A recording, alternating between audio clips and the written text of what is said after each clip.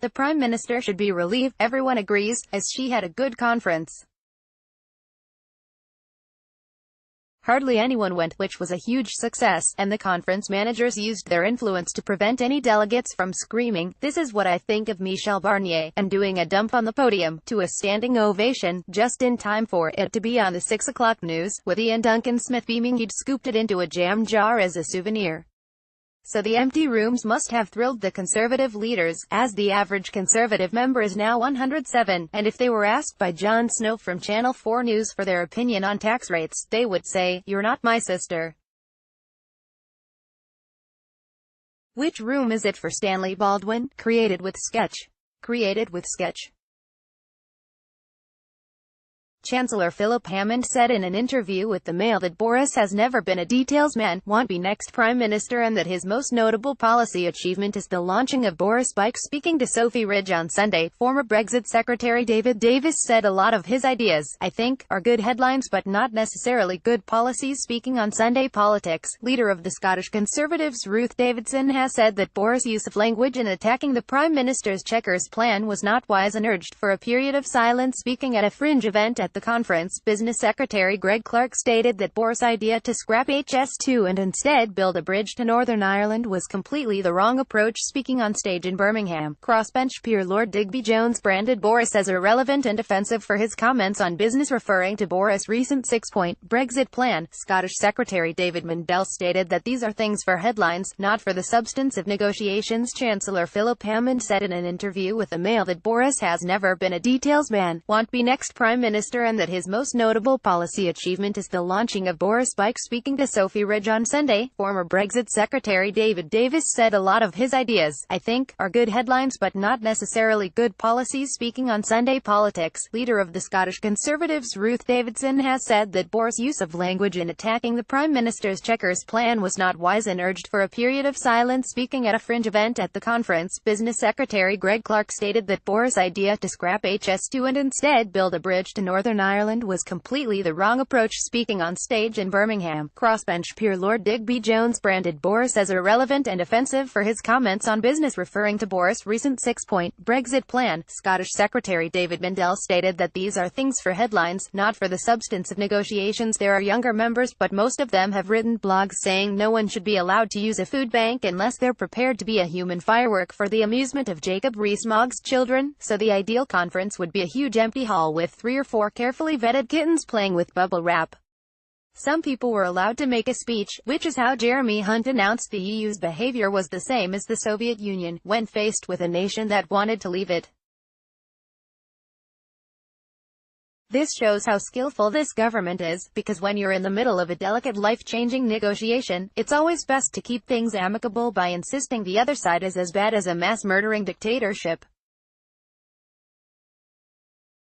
I can just imagine that when Hunt bought his house, at the point when he and the vendor were coming to a final price, Hunt said, "You're like Fred West, you're.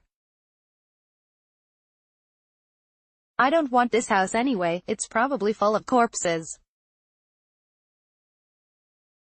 Anyway, nice to chat, we'll carry on in the morning." Hunt proved his understanding of history, because he didn't choose any random dictator, he selected one that murdered people from countries that are in the EU. For example, when the Soviet Union was uneasy about the attitude of Lithuanians towards the Soviet regime, they did something very similar to the way the EU behaved recently at the Salzburg Conference. They deported between 5 and 10% of the population to labor camps. In the circumstances, this means Hunt has been remarkably restrained as Foreign Secretary, given that 4 million British people have been arrested without trial and dumped in a gulag by Jean-Claude Juncker. Maybe Hunt thinks it will help towards achieving his targets for net migration.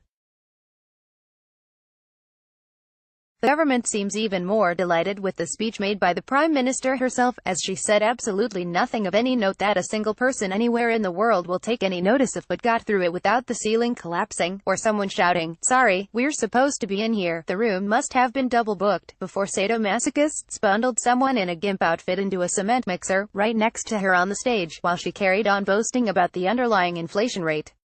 But something might have slipped by without us realizing. She announced proudly, an end to austerity, then paused for applause. And she was right to expect acclaim for saying she would bring an end to a dreadful practice that only happened because she and her colleagues started it in the first place. If an arsonist declared, "I can announce I will shortly, when the time is right, stop randomly burning down garden sheds," we'd all agree that, whatever else you might say about Petrol-Dave, he's a top bloke for promising to stop doing the thing.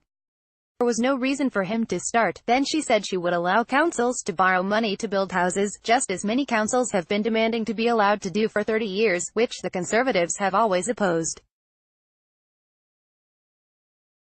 "It makes no sense," she said, "to stop councils doing this," and I expect the full original speech went on, "It makes no sense to keep doing the thing we've insisted we must do for the last 30 years, while everyone in housing has been screaming at us to stop because it makes no sense, and we've told them to piss off and stop being losers because proper people manage to buy their own house, but the extra bit was cut to save time." The only new ideas they announced, such as taxes on foreign businessmen buying properties, and ensuring staff in restaurants receive their tips, are taken from Jeremy Corbyn's Labour. So this must be the plan. Theresa May is going to outdo Corbyn.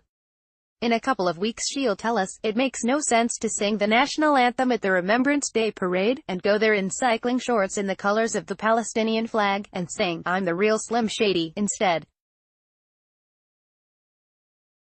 She might as well, because it's possible the reason she can't propose anything, or inspire anyone even on her own side, is she has no idea what she wants or why she wants to cling on, except for its own sake, out of an addiction to clinging.